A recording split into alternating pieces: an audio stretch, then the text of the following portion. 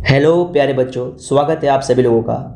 दोस्तों, आज हम कक्षा 10वीं एनसीईआरटी का अध्याय नंबर 11 पढ़ने जा रहे हैं, वृत्तों से संबंधित क्षेत्रफल।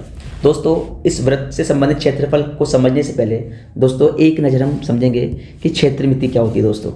दोस्तों देखिएगा, हम सबसे पहले इसको समझने से पहले थोड़ी बेसिक नॉलेज लेते हैं कि क्षेत्रमिति क्या होती है। दोस्तों देखिएगा दोस्तों, तो क्षेत्रमिति है दोस्तों कि किसी भी क्षेत्र की मिति मतलब मापन, किसी भी क्षेत्र का हम मापन करेंगे तो मापन हम दो प्रकार से करते हैं। एक तो ऐसी आकृतियाँ जिनमें 2D होती है, कहने का मतलब 2 डायमेंशन होता है, और कुछ ऐसी आकृति होती है दोस्तों जिसमें क्या होता है, जिसमें कोई 3 डायमेंशन मतलब 3D होती हो। दोस्तों 2D जो आकृति होती है उसमें 2 विमाएँ होती है। दोस्तों जो 2D आकृति होती है उसमें कितनी विमाएँ होती है? 2 विमाएँ होती है। और जो 3D आकृति होती है दोस्तों उसमें 3 विमाएँ होती है।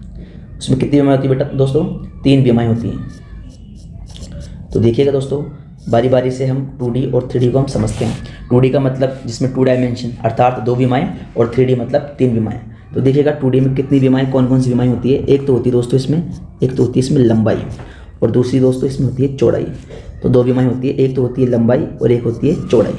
इसी प्रकार 3D के अंदर देखेंगे तो 3D में होती है 3 विमाएँ, एक तो होती है लंबाई, एक होती है चौड़ाई, और तीसरी क्या होती है दोस्तों इसमें? तीसरी होती है इसमें ऊंचाई।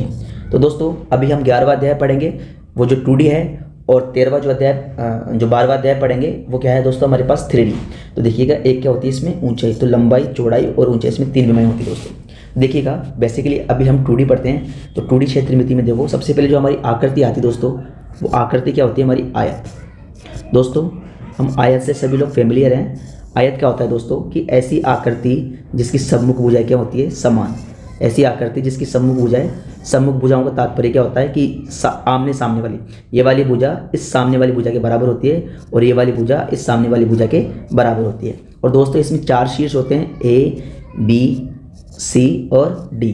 अगर हम कोण की बात करें तो प्रत्येक कोण 90 डिग्री का होता है। ये इसमें जितने भी कोण है ना, हर कोण समकोण होता है, अर्थात 90 डिग्री का होता है। दोस्तों देखिएगा, A से लेकर जो B तक जो भुजा है ना दोस्तों, उसको हम क्या कहते हैं? लंबाई कहते हैं। और C और B वाली जो भुजा है दोस्तों, उसको हम क्या कहते हैं? चौड़ाई कहते हैं। तो इसमें सम्मुख भुजा क्या होती है? बराबर। अगर ये लंबाई है तो ये D C वाली भुजा भी क्या रहेगी? ये D और C वाली भुजा भी क्या रहेगी? लंबाई रहेगी।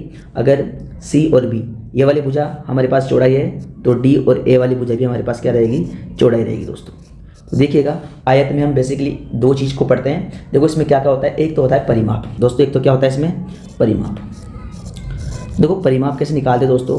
परिमाप का तात्पर्य होता है कि भाई इस आकृति की जो आउटर लाइन है ना, मतलब A से लेकर B, B से लेकर C, C से लेकर D और D से लेकर A, अगर आउटर लाइन को जोड़ दें, मेरे कहने का मतलब है अगर 2D की कोई भी आकृति हो, चाहे वो आयत हो, चाहे वो वर्ग हो, चाहे से वो वृत्त हो, चाहे से चतुर्भुज हो, चाहे त्रिभुज हो, अगर हम उसके बाहरी दीवारों को, मतलब परिमाप का मतलब उसकी आउटर लाइन को अगर जोड़ देंगे, जैसे यहाँ पर मैं जोड़ता हूँ A, B, और यहाँ पर देखो दोस्तों B से लेके C, B से लेकर C, इसी प्रकार C से लेकर D, और इसी प्रकार D से लेकर D से लेके A, अगर मैं इन सभी को जोड़ देता हूँ D से A, तो देखिएगा दोस्तों कि A से B, तो देखो यहाँ पर क्या लिखी हुई है? ये है मेरे पास में लंबाई।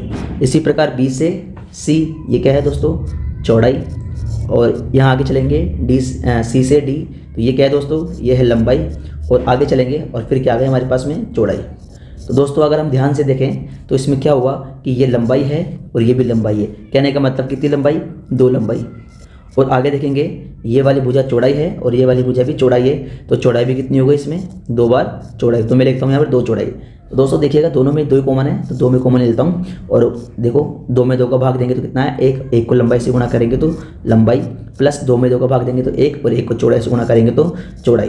तो ये दोस्तों क्या हो गया हमारे पास में? ये हो गया हमारे पास में आयत का परिमाप। तो ये पहला फॉर्मूला हमने समझा कि आयत का परिमाप है वो कैसे निकाला जाता है। मतलब ये जो आउटर लाइन है ना दोस्तों, बाहरी दीवारें, इनको जोड़ने पर चाहे से वो कोई सी भी आकृति हो 2D में, सभी का परिमाप हम कैसे निकालेंगे? बाहरी दीवारों को जोड़कर। दोस्तों एक तो हो गया परिमाप। और याद रखना दोस्तों, जो परिमाप की जो इकाई होगी ना दोस्तों, वो क्या होगी? रेखिक। जो परिमाप की जो इकाई होती है दोस्तों, इकाई जो रहेगी परिमाप की, वो क्या रहेगी? रेखिक। रेखिक का मतलब ये दोस्तों कि जो इसकी अधिकतम घात होगी ना दोस्तों वो कितनी होगी, 1। जैसे अगर सेंटीमीटर में है तो सेंटीमीटर आएगा, अगर मीटर में है तो मीटर आ जाएगा दोस्तों, इसमें स्क्वायर नहीं आता। मतलब यहाँ पर जो अधिकतम घात होती है ना वो कितनी होती है, 1। तो 1 घात को हम लिखते नहीं है दोस्तों। अब आगे समझिएगा इसका क्षेत्रफल। क्षेत्रफल कैसे निकालते हैं, क्षेत्रफल दोस्तों, क्षेत्रफल निकालने का एक तरीका है, चाहे हमारे पास आकृति 2D हो चाहे 3D हो। अगर 2D है तो यहाँ पर 2 आकृति है, एक तो थी हमारे पास में कौन सी, एक तो थी ये लंबाई और एक क्या थी, चौड़ाई। तो क्षेत्रफल कैसे निकालेंगे, लंबाई को किससे गुणा कर देंगे, चौड़ाई से। तो ये हमारे क्या निकल जाएगा, क्षेत्रफल। तो दोस्तों देखिएगा एक प्रश्न के माध्यम से समझते हैं इसको। 10 व, तो दोस्तों देखिएगा पहला प्रश्न है, एक आयत की लंबाई व चौड़ाई क्रमशः 15 व 10 मीटर है, तो आयत का परिमाप और क्षेत्रफल ज्ञात करें। तो दोस्तों इस प्रश्न को हल करने के लिए सबसे पहले हम बनाएंगे एक आयत। दोस्तों एक आयत बनाते हैं। आयत क्या, जिसकी सम्मुख भुजाएं होती हैं बराबर। तो दोस्तों ये ए शीर्ष, ये बी, ये सी और ये डी। अभी हमने समझा था इस भुजा को हम क्या कहते हैं, लंबाई। जो लंबाई की दे रखी है हमें 15 मीटर में, तो लंबाई दे रखी है हमें 15 मीटर। ये हमारी क्या हुई दोस्तों, लंबाई। और दोस्तों ये हमारी चौड़ाई, और चौड़ाई की दे रखी है हमें 10 मीटर। ये क्या हो गई दोस्तों, ये चौड़ाई हो गई। और दोस्तों हमें क्या निकालना है, इसका परिमाप। तो परिमाप निकालते हैं दोस्तों। तो परिमाप, अभी हमने फॉर्मूला समझा परिमाप निकालने का कि 2 ब्रैकेट लंबाई प्लस चौड़ाई।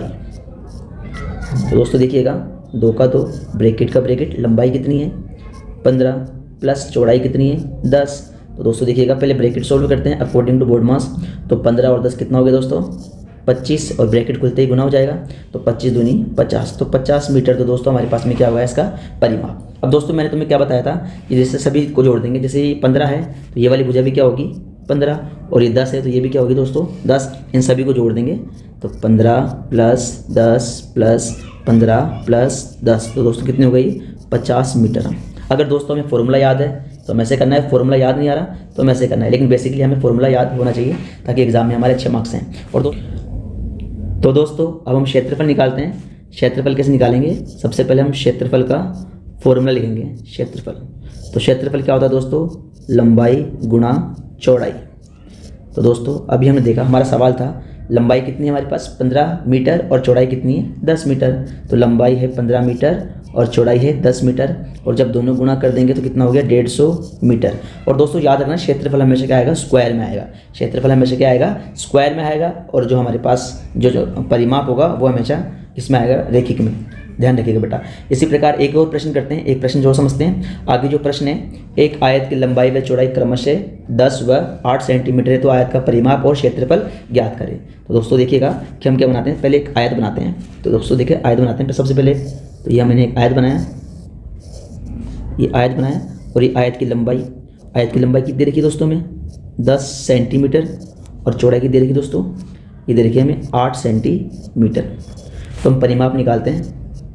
तो परिमाप निकालने के लिए हमने परिमाप का फॉर्मूला अभी सीखा था कैसे, कि 2 ब्रैकेट लंबाई धन चौड़ाई। तो दोस्तों देखिएगा यहाँ 2 का 2, लंबाई कितनी है 10 और चौड़ाई कितनी है 8, और जब दोनों को जोड़ देंगे तो कितना हो गए 18, और 18 ब्रैकेट को लेकर तो गुना हो जाएगा 18 18 36, तो ये क्या है 36 सेंटीमीटर। इसी प्रकार से हम निकालेंगे इसका क्षेत्रफल। दोस्तों क्षेत्रफल के लिए फॉर्मूला क्या है, लंबाई गुणा चौड़ाई। देखिएगा दोस्तों लंबाई कितनी है 10 और चौड़ाई कितनी है 8, जब दोनों गुणा करेंगे तो कितना हो गया 80। ये सेंटीमीटर में है तो सेंटीमीटर, लेकिन क्षेत्रफल है तो क्या आएगा स्क्वायर। याद रखना दोस्तों क्षेत्रफल हमेशा किस में आता है, अंदर वाले, इसको बोलते हैं दोस्तों क्षेत्रफल। इस एरिया को, अंदर वाले एरिया को हम क्या बोलते हैं क्षेत्रफल, और बाहर वाले जो आउटर लाइन है उसको हम क्या बोलते हैं, इस आउटर लाइन को हम क्या बोलेंगे परिमाप। तो क्षेत्रफल जो जब भी रहेगा दोस्तों क्षेत्रफल, तो क्षेत्रफल हमेशा किस में होगा दोस्तों स्क्वायर में, यानी कि क्षेत्रफल हमेशा वर्ग में होगा, और जो परिमाप होगा वो हमेशा रेखिक में होगा। तो दोस्तों ये हमारी पहली आकृति थी 2D की। अब एक और इम्पोर्टेंट आकृति हम वर्ग को समझते हैं। दोस्तों जो हमारी दूसरी जो आकृति है वो क्या रहेगी दोस्तों, वर्ग रहेगी। तो 2 नंबर पे हम पढ़ने जा रहे हैं वर्ग। दोस्तों ये वर्ग क्या है, वर्ग में जो सभी भुजाएं होती हैं ना वो इक्वल होती है। जितनी भुजा होती है सर 4 भुजा होती है, और चारों चारों क्या रहेंगी बराबर रहेंगी। दोस्तों यहाँ पर देखना, ये है हमारे ए शीर्ष, ये है बी शीर्ष, और ये सी और ये डी। दोस्तों इसमें प्रत्येक कोण 90 डिग्री का होगा, क्योंकि प्रत्येक कोण समकोण है, प्रत्येक कोण 90 डिग्री का होगा। ये वाली भुजा, ये वाली भुजा और ये वाली भुजा और ये वाली भुजा, सभी भुजाएं होंगी बराबर। तो दोस्तों यहाँ पर कोई लंबाई चौड़ाई नहीं होगी। अगर इसको मैं लंबाई कहूँगा तो ये वाली भुजा बुरा मान जाएगी। तो यहाँ दोस्तों यहाँ पर देखें, प्रत्येक भुजा को हम क्या कहेंगे, इसको भी मैं कहूँगा भुजा, इसको भी कहूँगा भुजा, ठीक है। अगर ये भुजा है तो ये ऊपर वाली भी क्या रहेगी दोस्तों, ये भी रहेगी हमारी भुजा, और ये वाली भी क्या रहेगी दोस्तों, हमारी भुजा। दोस्तों इसमें भी वही दो चीज़ निकालेंगे हम। सबसे पहले निकालेंगे परिमाप। तो परिमाप निकालने का तरीका क्या रहेगा दोस्तों, कि जितनी भी हमारे पास में भुजाएं हैं सभी भुजाओं को जोड़ दूं। दोस्तों यहाँ पर ए बी, एक भुजा तो ये रही, और दूसरी है बी सी, और तीसरी है सी डी, और जो चौथी है वो है डी और ए से लेकर बी क्या है दोस्तों, ये है भुजा, और बी से लेकर सी ये भी है दोस्तों भुजा, और इसी प्रकार सी से लेकर डी ये भी है हमारी भुजा, और लास्ट में डी ए ये भी हमारी भुजा। तो हम ध्यान देंगे तो कितनी भुजा होंगी दोस्तों, ये 4 भुजा। तो क्या कर देंगे, 4 भुजा। ये 4 भुजा क्या रहेगा दोस्तों, हमारा इसका परिमाप रहेगा।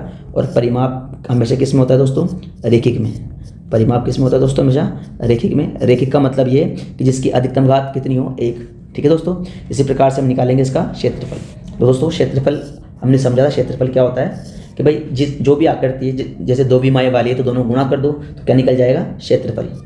देखो दोस्तों क्षेत्रफल निकालने के लिए क्या है हमारे पास में, एक आकृति तो है ये भुजा, और दूसरी आकृति भी क्या है भुजा, दोनों को गुणा कर देंगे तो भुजा गुणा भुजा, तो क्या हो जाएगा दोस्तों, ये हो जाएगा भुजा का स्क्वायर। तो भुजा का स्क्वायर हमारे क्या हो गया इसका क्षेत्रफल। अब इसको हम प्रश्न के माध्यम समझते हैं। दोस्तों मैंने एक प्रश्न लिया है कि एक वर्ग की भुजा 12 सेंटीमीटर है, तो वर्ग का परिमाप और क्षेत्रफल ज्ञात करें। तो दोस्तों सबसे पहले मैं एक वर्ग बनाता हूँ। दोस्तों मैंने वर्ग बनाया एक, और वर्ग में सही भुजा क्या है, बराबर। तो कितनी है, ये ए बी सी और डी, इसकी भुजा कितनी है दोस्तों, 12। अगर ये 12 है तो ये भी क्या रहेगी 12, ये भी रहेगी 12 और ये भी रहेगी 12, क्योंकि सभी भुजाएं बराबर होती है इसमें। 12 सेंटीमीटर में, तो सेंटीमीटर में क्या रहेगी हमारी भुजा रहेगी दोस्तों। तो देखिएगा हम निकालते हैं इसका परिमाप। तो परिमाप निकालने का सूत्र क्या है दोस्तों, हमारे पास में 4 भुजा। तो दोस्तों यहाँ पर 4 का 4 लिखते हैं, और इन दोनों के बीच कोई चिन्ह नहीं है तो गुणा लगा देते हैं। और भुजा कितनी है 12, और 12 जो कितना होता है 48, तो 48 सेंटीमीटर में, तो सेंटीमीटर में लिखेंगे। अब दोस्तों इसका निकालते हैं क्षेत्रफल।